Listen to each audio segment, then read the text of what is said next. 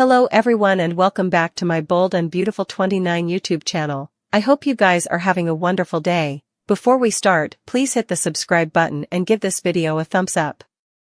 Sheila Sharp used to be the biggest baddie in LA. Still, it seems that she has ended up cooling her heels and taking a back seat to everything differently going on in city at the moment.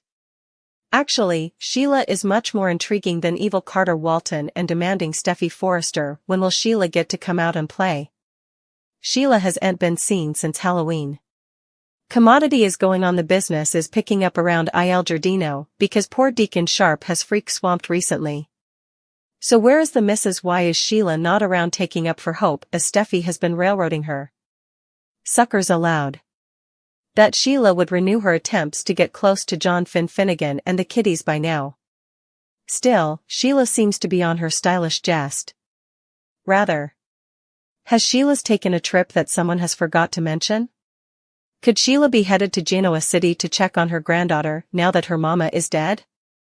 Sheila claims that she wants nothing further than to live a quiet happy life with Cleric, and so far she seems to be doing just that. Still, with some of the staff breaking effects left and right, Sheila may need to take over watching these waiters before they've nothing to serve refections in. Of course, Sheila is still grieving her musketeers, taken out by Luna Nozawa, who's trying to get free. Nozawa could always try again. Steffi is still alive and she tried to kill her. Finn saved Steffi and is on Luna's bad side. Poppy Nozawa had her son arrested. There are plenitude of people who want Luna to stay in captivity. Could Sheila be biding her time until Luna is free so she can make her pay for killing Tom Starr and Paul Hollister? Sheila has been a bad girl for times, and no matter how important she wants to settle down, Sheila is too good at being bad. Suckers can handle some villains being redeemed, but Sheila is just not one of them in the hearts of utmost suckers. Sheila's whole point of being is to be a bad girl. Sheila may be demanded to get relief of some of these bad bones.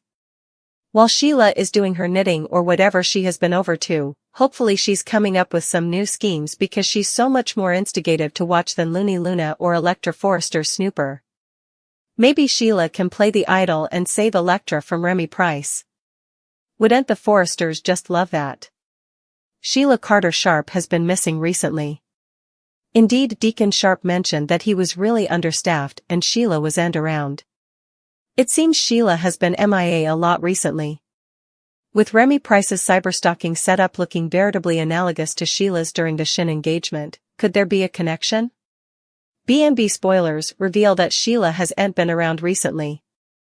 Indeed, though Sheila is putatively reformed, Halloween proved she missed the good old days. Sheila sounded to be having way too important fun with the disassociated heads, cranium axes, and other ghastly decorations. It was a bit important indeed for Cleric. It sounded to suggest that Sheila might be getting wearied with her new life, however. During a recent occasion, Cleric was floundering, keeping up with the lunch hour rush. Cleric was easily frazzled and overwhelmed. Deacon mentioned he was really short-staffed, which brings us to Remy. Suckers watched as Remy sat in a dark room with a computer screen. On a wall were several filmland of Electra. When Remy searched for Electra online, he set up her at Forrester Creations in Los Angeles. Remy said in a creepy voice that he was coming for her. Coming thing we know, Remy is intimately watching Electra dine with Will Spencer at Il Giardino. It sounded to be Electra's first time at the eatery and indeed compactly gabbled with Cleric. Will suddenly got a textbook to get back to work. Will sounded surprised and confused by it.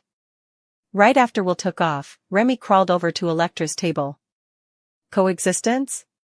I suppose not. Remy was presumably responsible for that textbook communication to get Will out of the way. The Bold and the Beautiful spoilers for the week of November 25th reveal that Deacon will be intrigued by Remy. So, Cleric needs workers and Remy is claiming to need a fresh launch in LA. So, Remy likely gets a job at Il Giardino. Remy presumably figures that he can keep a close eye on both Electra and Will. Remy can also use his job as a reason to keep running into Electra. The wording is intriguing, however. It says intrigued, which suggests Deacon might get curious about Remy's history.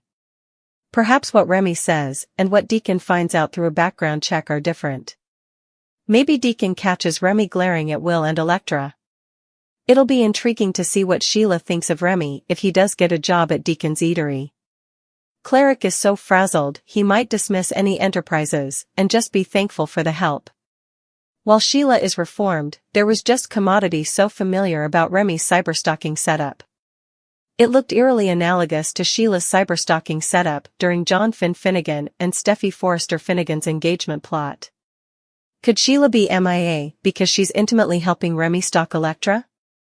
Katie Logan has her partner Bill Spencer's back. She stood by him after the disastrous maternity fell up with Luna Nozawa and still has passions for her baby daddy. She may not be ready to attune with him, but that doesn't mean she wouldn't go to club for him when it comes to Siki Luna. Last week Luna returned to the oil when it was revealed that she's writing gooey letters to the man she wanted to be her pater, but is willing to have as a nut. EW. Luna is allowed to shoot 1 letter a week and she's spending her allowance on Bill. Luna is playing with Bill's head and it seems to be working. Bill burned Luna's first epistle, but he couldn't go through with burning the alternate bone. On the November 15th occasion, Bill agglomerated up the alternate letter and threw it, and chances are someone will find it and read it. Luna is pushing his buttons. He offered to pay for her remedy, but that was before he learned she killed 2 men. Still, she's his kiddie's age and he seems to feel sorry for her. At one point he allowed. He was her pater. And it could be that he's floundering to let go of those paternal, defensive passions. It's easy to imagine Katie chancing the crumpled-up letter since she waltzes into Bill's house like it's still hers. If Katie does find the letter, she'll go ballistic. She cares about Bill's safety, but she also has a son with him, Will Spencer, and doesn't want any of Luna's toxin rubbing off on him. How will Katie respond to Luna trying to insinuate herself back into Bill's life? Katie is a woman of action and we can see her storming the captivity, demanding to see Luna in order to give her a piece of her mind. Still, there better be a guard there to keep the brunette mama from sinking her claws into Luna.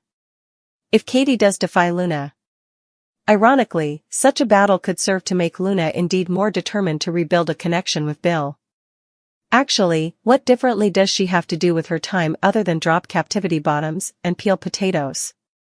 Katie could fire up Luna to do commodity drastic, like escape. Let's face it, she's a sly woman and has a bag of tricks up her sleeve. Don't be surprised if Luna gets out of jail either fairly or immorally. We've all seen high-profile legal cases get tossed on a ramification, who's to say that wouldn't be with Luna? Also again, Bill's guilt may make him seek a way to get Luna transferred into a treatment program and ultimately recapture her freedom. Lunar effects have happened.